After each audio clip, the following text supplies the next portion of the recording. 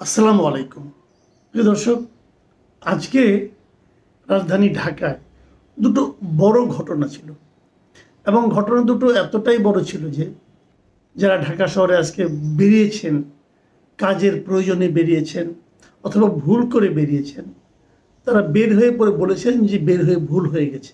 কারণ এত প্রকট যানজট ছিল ঢাকা শহরের দুদিকে, নয়াপল্টনে এবং শাহবাগে। দুই জায়গাতে দুটো বড় সমাবেশ ছিল এবং দেশের বৃহত্তম দুটি দল এই সমাবেশ দুটির আয়োজন করেছিল। নয়াপল্টনে যে সমাবেশটা হয়েছিল সেটি হলো বিএনপির তিনটা অঙ্গ সংগঠন, যুবদল, স্বেচ্ছাসেবক দল, ছাত্রদল, তারা সেখানে তারুণ্যের সমাবেশ করেছে। আর শাহবাগে করেছে জামাতের নেতা এটিএম আজহারুলের মুক্তির পর শাহবাগে জামায়াতের পক্ষ থেকে একটা জমায়েত হয়েছিল। দুটো ঘটনা আলোচনা হয়তো করা যাবে না আজকে, আমি বরং আজহার সাহেবের মুক্তিটা নিয়ে আলোচনা করি।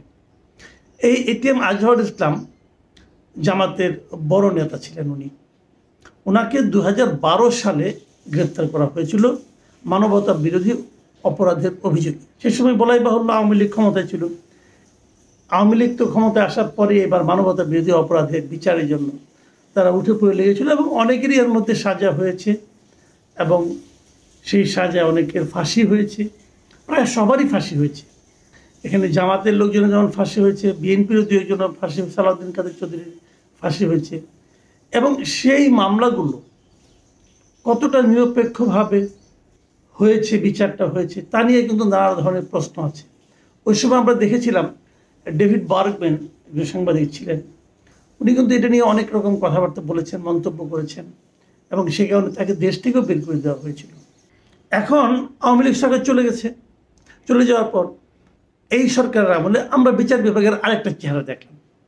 আমরা দেখলাম যে মামলা যাচ্ছে সেই মামলায় আওয়ামী লীগ আমলে করা অথবা আওয়ামী লীগের রাজনৈতিক কারণে করা অথবা অরাজনৈতিক কারণে হোক অথবা আওয়ামী লীগের স্বার্থ জড়িত আছে এমন সমস্ত মামলা যে রায়গুলি হয়েছিল আগে, এবার আমরা দেখলাম সবগুলি রায় কিন্তু বেকসুর খালাস হয়ে গেল সকল আসামিরাই। সেটা আমরা 21 আগস্ট গ্রেনেড হামলা মামলাও দেখলাম। আমরা এছাড়া বাবর সাহেবের মামলা দেখলাম, বিএনপির স্বরাষ্ট্র প্রতিমন্ত্রী যিনি ছিলেন লুৎফুজ্জামান বাবর, ওনার মামলাও দেখলাম, ওনাকেও মৃত্যুদণ্ড দেওয়া হয়েছিল, ওনার একাধিক মামলায় খালাস হয়ে গেছে। এবং এবার দেখলাম যেটা যে এটিএম আজহারুল ইসলামকেও ওনাকেও আজকে একদম বেকসুর খালাস দেওয়া হলো। অথচ ওনাকে কিন্তু 2014 সালে ডিসেম্বর মাসে এই আন্তর্জাতিক অপরাধ ট্রাইব্যুনাল তাকে মৃত্যুদণ্ড দিয়েছিল। এই দণ্ডাদেশের বিরুদ্ধে উনি 2015 সালে উনি আপিল করেছিলেন।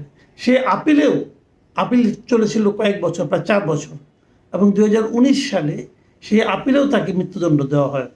এবং 2020 সালের 15 মার্চ আপিল বিভাগের পূর্ণাঙ্গ রায় প্রকাশিত হয়। পূর্ণাঙ্গ রায় প্রকাশের পর 2020 সালের 19 জুলাই তিনি আপিল বিভাগে আবার রিভিউ চেয়ে আবেদন করেন। সেই রিভিউটা পড়েছিল এত বছর। যদি রিভিউটা তখন হয়ে যেত তাহলে আপনি নিশ্চিত থাকতে পারেন কী হতো আমি জানি না। তো আমার ধারণা যে তো মৃত্যুদণ্ড হয়ে যেত, কারণ আগের কারো ক্ষেত্রে কিন্তু রিভিউ যে রায় চেঞ্জ হয়েছিল, মানে এই আন্তর্জাতিক অপরাধ ট্রাইব্যুনালের মামলাগুলিতে আমার দেখা নাই, আমি দেখিনি পর্যন্ত রিভিউ চেয়ে যে রায়টা পরিবর্তন হয়ে তাকে মৃত্যুদণ্ড থেকে বাঁচিয়ে দেওয়া হচ্ছে, এটা আমি দেখি নাই। কিন্তু এবার সেটা হলো গতকালকে খালাসের আদেশের পর আজকে সকালে উনি শারীরিকভাবে জেলখানা থেকে বের হয়ে আসতে পারেন। এই হলো ঘটনা। এখন এই ঘটনার পর আমি কয়েকটা প্রতিক্রিয়া কেবল আমি আপনাদেরকে একটু পড়ে শোনাতে চাই। আর কিছুটা প্রতিক্রিয়াগুলোতে আমার নিজস্ব মতামত আমি খুব বেশি দিতে চাই না, কারণ প্রতিক্রিয়াগুলো এত গুরুত্বপূর্ণ আপনাদের কাছে মনে হয় ওখান থেকে কিছু একটা ধারণা পাবেন। আইন বিষয়ক উপদেষ্টা মিস্টার আসিফ নজরুল উনি একটা স্ট্যাটাস দিয়েছেন ফেসবুকে এই ঘটনার পর। এখানে উনি কী লিখেছেন আমি ওনার লেখাটা পুরোটাই পড়ব। উনি লিখেছেন, নির্দেশ প্রমাণ হওয়ায় মুক্তিযুদ্ধকালের মানবতা বিরোধী অপরাধের মামলায় মৃত্যুদণ্ডাদেশ থেকে খালাস পেয়েছেন জামায়াত নেতা এটিএম আজহারুল ইসলাম। দণ্ডাদেশের বিরুদ্ধে তার করা রিভিউ সর্বসম্মতিক্রমে মঞ্জুর করেছেন প্রধান বিচারপতির নেতৃত্বাধীন সুপ্রিম কোর্টের আপিল বিভাগ। আজহারুলকে মৃত্যুদণ্ড দিয়ে আন্তর্জাতিক অপরাধ ট্রাইব্যুনালের রায় এবং মৃত্যুদণ্ড বহাল রেখে এর আগে আপিল বিভাগের দেওয়া রায় বাতিল করা হয়েছে আজকের রায়। এই ন্যায় বিচার প্রতিষ্ঠিত হওয়ার সুযোগ সৃষ্টির কৃতিত্ব জুলাই গণ আন্দোলনের অকুতোভয় নেতৃত্বের। এই সুযোগকে রক্ষা করার দায়িত্ব এখন আমাদের সবার। মানে উনি বলতে চাচ্ছেন এখানে দুটো কথা।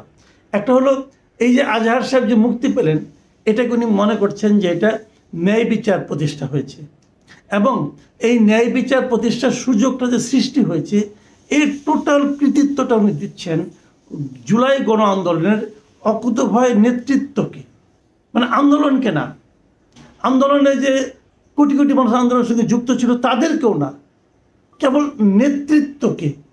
আমি এই জিনিসটা না বুঝতেই পারলাম না, নেতৃত্বকে কেন দিতে হবে? নেতৃত্বে কারা ছিলেন আসলে? আমি তো মনে করি জুলাই গণ আন্দোলন ছিল একটা স্বতঃস্ফূর্ত আন্দোলন। এখানে উনি নেতৃত্ব কোথায় পেলেন, এবং সেই নেতৃত্বকে কৃতিত্ব দিতে হবে কেন? এই নেতৃত্ব যদি এই আন্দোলনের সঙ্গে এই দেশের আপামর জনগণ যুক্ত না হতেন তাহলে কি আন্দোলনটা সফল হতো? এই নেতৃত্বের কি ভূমিকা ছিল তাদের উপর? ওই নেতৃত্বে এখন ঢাক দিলে অত লোক আসে? আমি এই জায়গাটাতে আসিফ নজরুল সাহেবের কাছ থেকে এই ধরনের আমি একটা কথা আমি ঠিক আশা করিনি।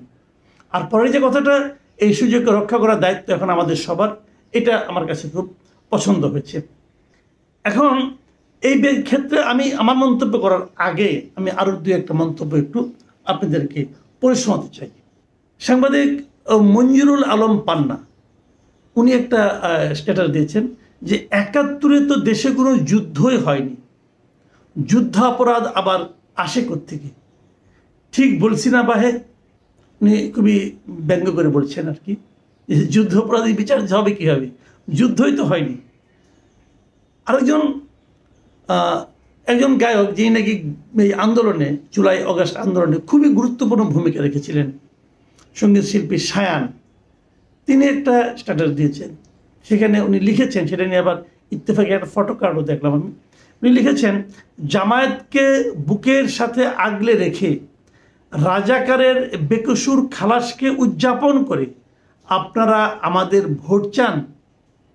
এই কথাটা উনি বলেছেন মূলত এনসিপিকে লক্ষ্য করে।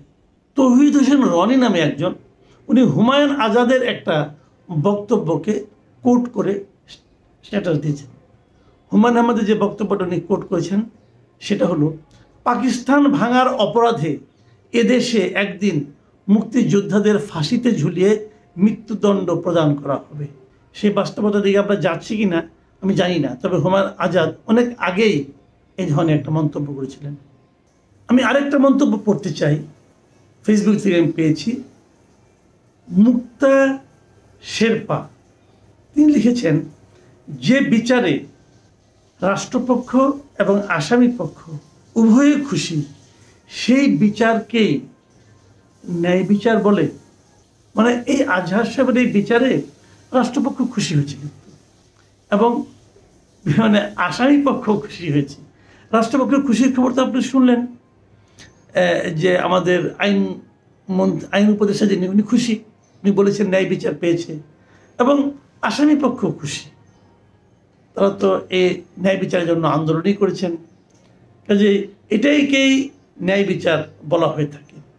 তবে এখানে আরেকটা কথা বলা যেতে পারে, সে বিষয়টা হলো এই যে রাষ্ট্রপক্ষে পাবলিক প্রসিকিউটর হিসেবে এই মামলায় যিনি ছিলেন তার পরিচয়টা বরং আমরা একটু জেনে নিই।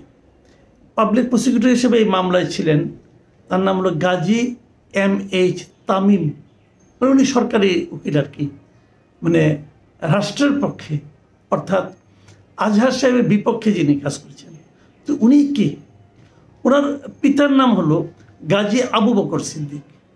এই গাজী আবু বকর সিদ্দিক জামায়াতে ইসলামের এক সময়ে MP প্রার্থী ছিলেন বাগেরহাট 3 আসনের। এর অর্থ হচ্ছে আসামির যিনি উকিল তিনি তো জামাতেরই লোক, রাষ্ট্রপক্ষের যিনি উকিল তিনিও জামাতের লোক, আর আসামি নিজেও জামাতের লোক। তো যা হবার তাই।